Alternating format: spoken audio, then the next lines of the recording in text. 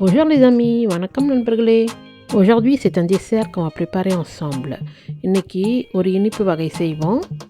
Une fois de plus, je vais faire des flancs, mais cette fois-ci, je vais les faire au four. J'ai pris 1 litre de lait entier. இதுக்கு full cream பால் 1 litre எடுத்துக்கோங்க. J'ai besoin de 6 œufs, 6 முட்டை எடுத்துக்கோங்க. 150 g de sucre, 150 g சர்க்கரை எடுத்துக்கோங்க. 1 sachet de sucre vanillé, ஒரு packet vanilla சர்க்கரை எடுத்துக்கோங்க. 200 g de sucre plus 15 centilitres eau pour le caramel.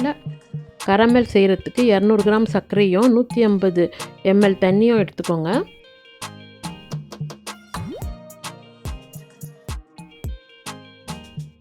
Je verse le lait dans une casserole et je vais le laisser chauffer à feu moyen pendant 5 minutes. ஒரு பாத்திரத்தில் இந்த பாலை கொட்டிட்டு அதை 5 நிமிஷம் அடுப்பில் வச்சு நல்லா சூடு பண்ணணும். கொதிக்க விடக்கூடாது, ஜஸ்ட்டு சூடு உண்டி பண்ணணும்.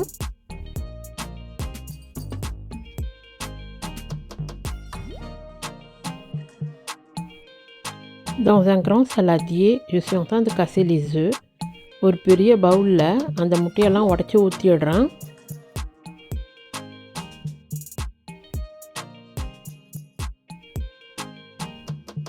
C'est bon, le lait est assez chaud. பால் கரெக்டாக சூடாயிடுச்சு, இது போதுமானது, இப்படியே இருக்கட்டும்.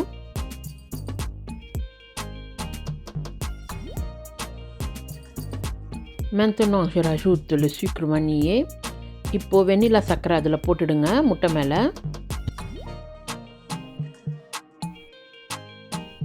ainsi que le sucre, அந்த சர்க்கரையும் கொட்டிடுங்க.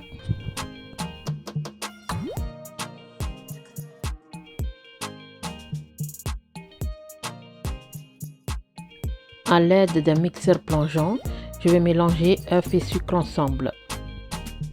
hand blenderால் அந்த முட்டையும் சர்க்கரையும் நல்லா கலக்கிற மாதிரி அடிங்க.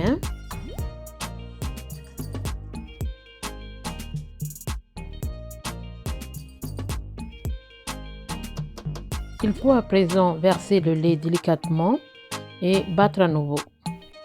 இப்போது அந்த சூடாக இருக்கிற பாலை அந்த முட்டை மேலே கொட்டிட்டு மீண்டும் அந்த பிளெண்டரால் அடிக்கணும்.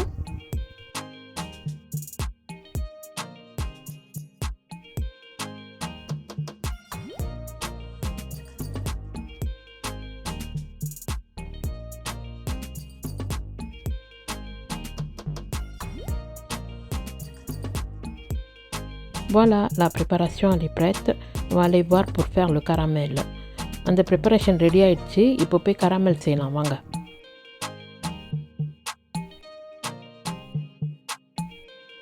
J'ai lavé la casserole que j'ai utilisée pour chauffer le lait, puis je suis venue la déposer dessus. பால் காய்ச்சணும்ல, அதே யானத்தை எடுத்து கழுவிட்டு திருப்பி அடுப்பு ஆன் பண்ணி அதை தூக்கி வச்சுட்டு அடுப்பு மேலே இதில் தான் கராமல் செய்ய போகிறோம். Je verse l'eau, தண்ணி ஊற்றுறேன். Puis je verse le sucre, அப்புறம் சர்க்கரை அதில் போடுறேன். Je vais faire du caramel un peu liquide parce que je vais verser dans des petits pots. நான் கராமலை கொஞ்சம் லிக்விடாக பண்ண போகிறேன், கொஞ்சம் தண்ணியாக பண்ண போகிறேன். ஏன்னா நான் குட்டி குட்டி போல் போட போகிறேன், அதுக்காகத்தான். Pour ce qui est du caramel avec ou sans eau, il ne faut jamais remuer à l'aide d'un spatule le sucre et l'eau.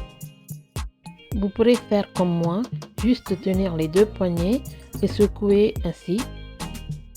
கராமலை பொறுத்த மட்டிலும் கரண்டியை போட்டு நீங்கள் உடனே கிளறக்கூடாது, சர்க்கரையும் தண்ணியையும். அந்த மாதிரி செஞ்சிங்கன்னா கராமல் ஒழுங்காக வராது.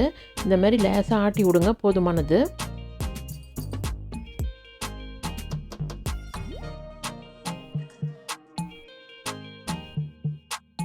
Voilà, ça commence à frémir. On voit qu'il y a des bulles qui apparaissent. அந்த தண்ணியும் சர்க்கரையும் கொதி வந்துட்டு இப்போ பாருங்கள் நிறைய பபிள்ஸ் வருது.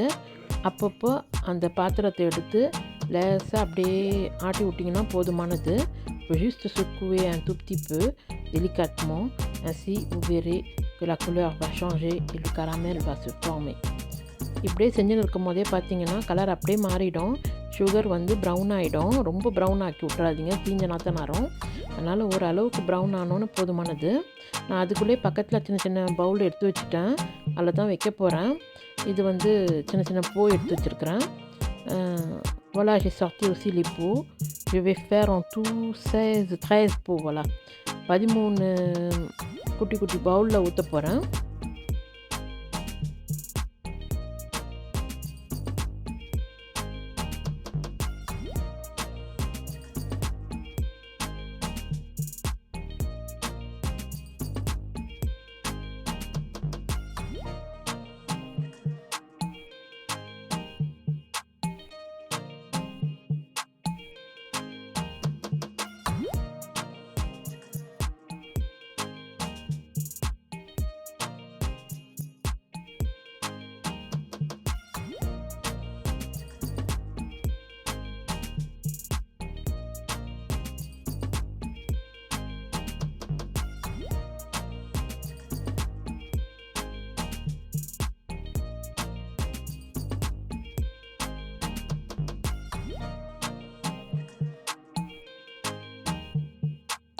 À l'aide d'une petite cuillère, je ramasse la préparation œufs et lait et je vais verser dans chaque pot.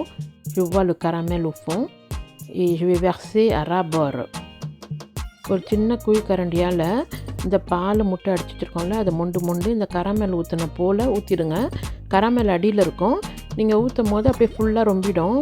மேலே வரைக்கும் ஊற்றிடுங்க, குறைய வேண்டாம், பாதி ஊற்ற வேணாம், ஃபுல்லாகவே ஊற்றிடுங்க, நல்லாயிருக்கும். Pour commencer, j'ai mis 10 pots, mais au total, j'avais fait 13. Vu que je ne sais pas la quantité du lait nécessaire dans ces pots, j'ai fait au pif, donc du coup, j'ai mis au début 10 pots. Après, je vais remettre encore 3 pots. எத்தனை போல் ரொம்ப போதுன்னு நம்மளுக்கு தெரியாதுல்ல, அதனால் ஒரு 10 பூ உண்டி வச்சு அதில் கரமல் ஊற்றிட்டேன். இப்போது வந்து அந்த 10 பூ நிரம்பிடுத்து. அதுக்கப்புறம் இன்னொரு 3 பூ வச்சேன். அந்த பாலுக்கும் அந்த கரெக்டாக 13 பூக்கு வந்துச்சு. இப்போ வச்சோடனே பாருங்களேன், நுரையோடு அவ்வளோ அழகாக இருக்குது பார்க்குறதுக்கு. இதை தூக்கி நம்ம இப்போது அவனில் வைக்கணும். கரெக்டாக 13 இருக்குது பூ. Vous avez vu comme ils sont beaux ces pots avec leur préparation mousseuse. Je vais verser de l'eau sur la plaque parce que je vais les faire cuire au bain-marie dans le four. இது அவனில் வைக்கும் போது கீழே தண்ணி ஊற்றிடணும். நம்ம அடுப்பில் வச்சு தண்ணி வச்சு வேக வைக்கிறோம்ல, அதே சிஸ்டம் தான். ஆனால் அவனில் வைக்கும் போது மேலெலாம் உங்களுக்கு அப்படியே கலர் மாறும்.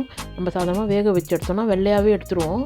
இது மேலே கொஞ்சம், ஏன்னா மேலே சூடு இருக்கும், அந்த சூடானது வந்து மேலேயும் கொடுக்கும்.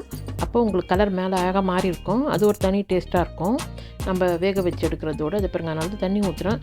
தண்ணி ஒரு பாதி அளவுக்காச்சும் வரணும். அந்த போல் தண்ணி ஊற்றி தான் நான் அப்புறம் அவனில் வைப்பேன்.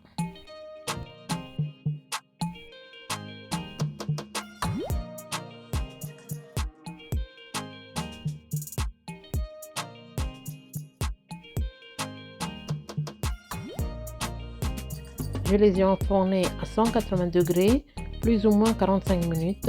Le mien, il a pris un peu plus de temps vu qu'il est trop vieux mon four, mais surveillez quand même la cuisson.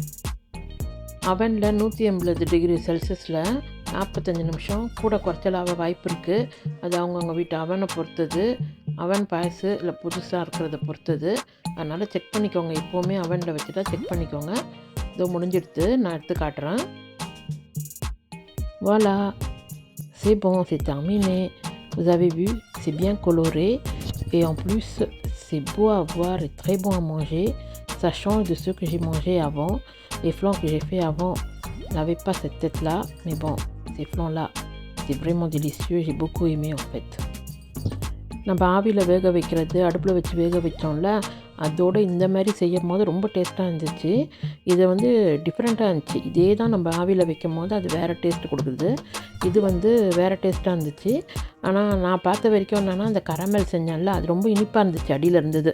இன்னும் கூட நான் குறைச்சிருக்கேன் அப்போது சர்க்கரையை. எனக்கு என்னென்னா பத்தாமல் போயிட போது அத்தனை பவுலில் ஊற்றணும்ல, நம்ம ரொம்ப குறவு சர்க்கரை போட்டு குறவு தண்ணி போட்டால் பத்தாமல் போய்டும்னு நினச்சேன். ஆனால் இன்னும் குறைச்சிருக்கணும். ஆனால் சர்க்கரை பிரியர்களுக்கு பிடிக்கும். சர்க்கரை சாப்பிடக்கூடாதுன்னா அந்த கரமல் கூட செய்யாமல் நீங்கள் விட்டுடணும். வெறும் இதுவே போதுமானதாக இருந்தது. மற்றபடி நல்லா இருந்துச்சு, டேஸ்ட்டாக தான் இருந்துச்சு.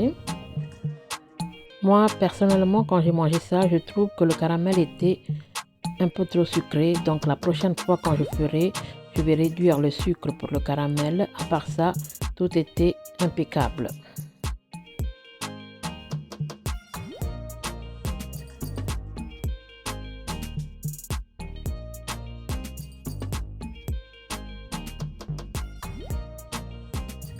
Voilà, c'est tout pour aujourd'hui. Merci les amis d'avoir vu cette vidéo jusqu'à la fin. Je vous dis à bientôt.